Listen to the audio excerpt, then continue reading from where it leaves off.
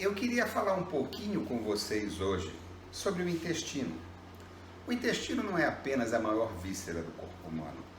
Ele não é apenas, como eu ainda aprendi na faculdade, a continuação do estômago que concluiria a digestão, permitiria a absorção também de alimentos que já começaram a ser absorvidos ao longo do tubo digestivo, como estômago, esôfago e até a própria boca, e pudesse eliminar aquilo que não mais servisse. Gente, o intestino é muito mais do que isso.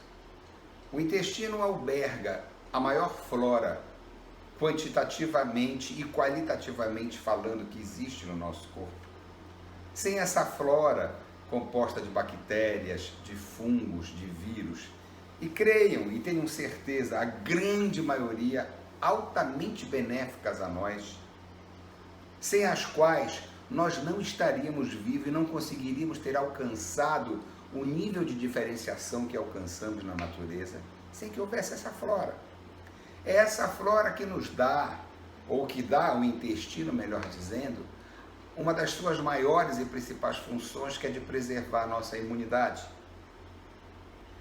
Então vejam, não só apenas é uma víscera ligada ao tubo digestivo, mas ele é, sobretudo, o principal agente, o principal responsável por reger essa orquestração tão difícil que é o nosso sistema imunológico.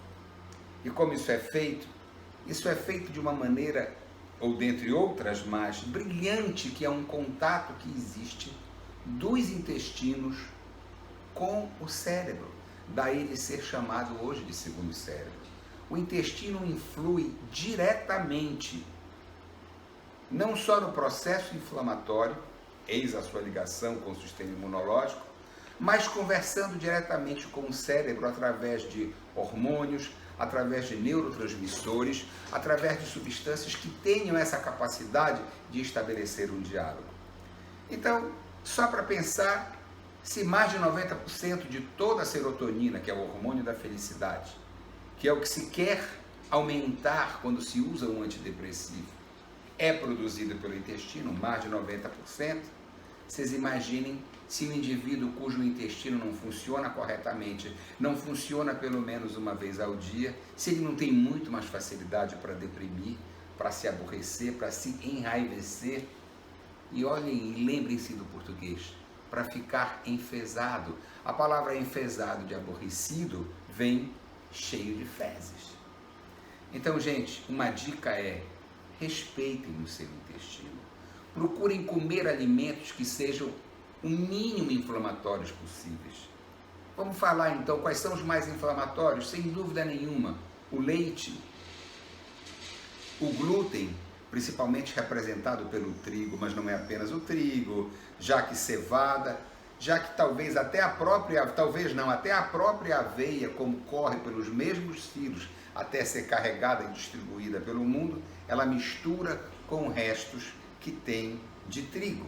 Só que isso não é problema para a maioria das pessoas, só é problema para os celíacos. São aqueles que não podem ter contato com a menor quantidade de glúten. Mas eu não falo deles, eu falo que glúten inflama qualquer um de nós, mesmo não sendo celíaco. Tá? E o terceiro agente inflamatório, igualmente, já falamos no leite, já falamos no glúten, agora vamos falar no açúcar. Sem dúvida nenhuma, esses são os três diabos brancos. Esses são os três alimentos dos quais nós devemos nos distanciar e comer. Eu não vou dizer comer nunca, para quem não tem maior problema, para quem não é diabético, para quem não é obeso, para quem não é celíaco, pode se dar ao luxo sim de eventualmente comer, mas não fazê-lo todos os dias. Então a principal dica que eu tenho que dar para vocês é: comam comida de verdade. Ou seja, desembrulhem menos, desempacotem menos, quebrem mais cascas, descasquem mais, preparem, cozinhem alimentos, porque isso é de fato comida. Todo e qualquer alimento que, uma vez aberto, pode ficar em cima de uma mesa e não estraga, vocês já sabem que tem conservante, que tem preservante, que tem alcalinizante, que tem saborizante, e vai afora uma porção de outros antes que não são alimentos, que são apenas drogas utilizadas para não permitir que ele estrague. Fujam disso. Quanto menos processada for a comida que vocês comerem, muito melhor será a saúde de vocês. Depois, cuidado com a quantidade, não tem por que comer além da conta. Uma bela dica é, sempre saiam da mesa com vontade de comer um pouco mais. Isso é uma dica que eu me lembro com clareza da minha mãe Minha Verdade e que eu trouxe comigo ao longo da vida. Se eu estou engordando agora, ou se eu engordei agora nessa epidemia, é porque eu não pude fazer o que eu precisava ter feito de atividade física e mesmo reduzindo o que eu comia ainda foi um pouco mais. Mas eu vou atrás desse prejuízo, esperem lá. Eu vou perder esses 4 quilinhos que eu fui acumulando ao longo desse ano que se passou. Mas o importante é essa clareza, comer comida basicamente anti-inflamatória, uma dieta anti-inflamatória, uma dieta onde vocês fogem de tudo aquilo que é processado, de tudo aquilo que já vem pronto para comer e que mesmo aberto vai levar um certo tempo para estragar. Gente, pensem no intestino como o segundo cérebro. Pensem no intestino como o principal agente que os protege de qualquer invasão, seja de vírus, como nessa pandemia horrorosa, seja de bactérias, seja de fungos, enfim, de toda a sua imunidade. O intestino é fundamental para a nossa saúde.